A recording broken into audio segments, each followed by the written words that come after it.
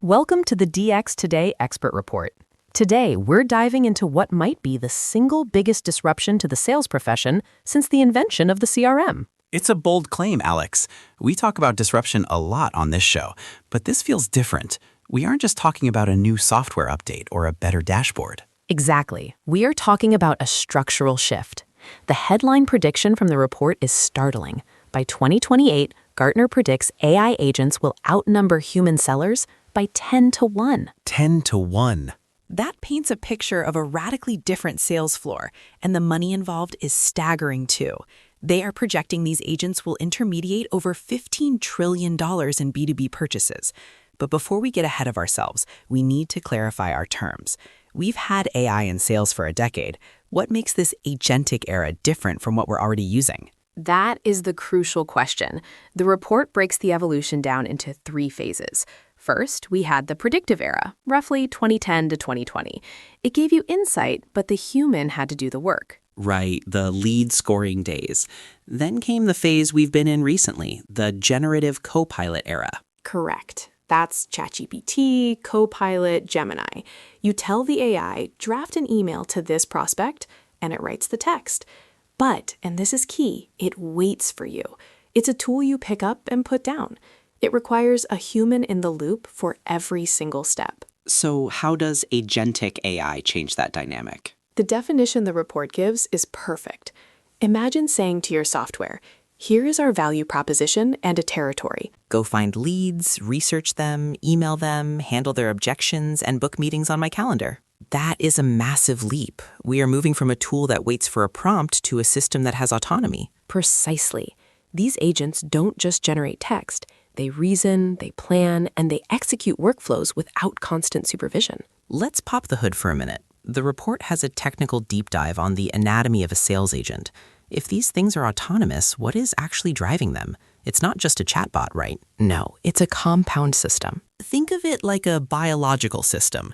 First, you have the brain, which is the reasoning engine. This is typically a high-end large language model, like GPT-4o or Claude. It doesn't just spit out words, it creates a plan. If you tell it to book a meeting with a CTO, it breaks that down. Step 1, search LinkedIn. Step 2, read the news. Step 3, draft the email. But a brain needs hands to actually do anything. Through API connections, the agent can press buttons in the real world.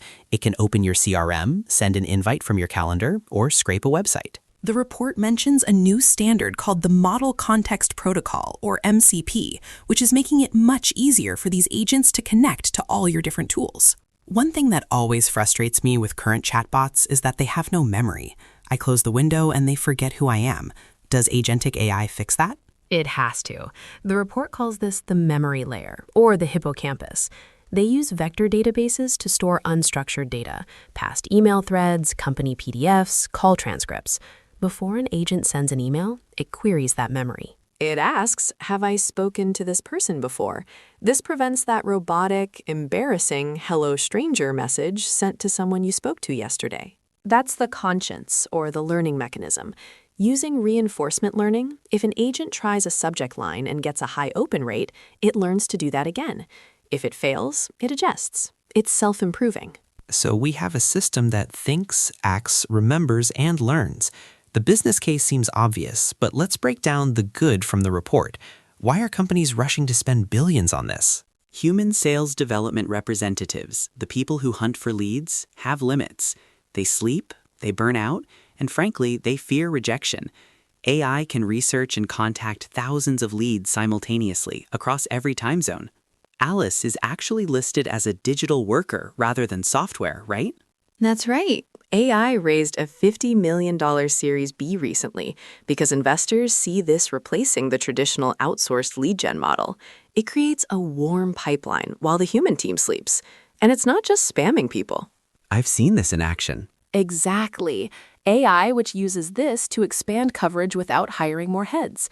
It drives down customer acquisition costs significantly because the unit economics of a digital worker are a fraction of a human salary. It sounds like it frees up the humans to do what they're actually good at. That's the radical efficiency argument. Let the bots handle the CRM updates and the scheduling drudgery. All right, let the humans handle the negotiation and the relationship building. All right, you've sold me on the dream. And the bad section looks pretty serious. This isn't just about software bugs, is it?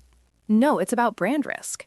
The biggest issue is hallucinations. Remember, these models are probabilistic, not deterministic. There is a non-zero chance an agent will misread a policy. The report gives a terrifying scenario. Imagine an agent offering a client a 90% discount because it misunderstood an internal document. And unlike a human who you can fire after one mistake, an agent could send that offer to 10,000 people in 5 minutes. Exactly. The reputational damage could be instant and massive.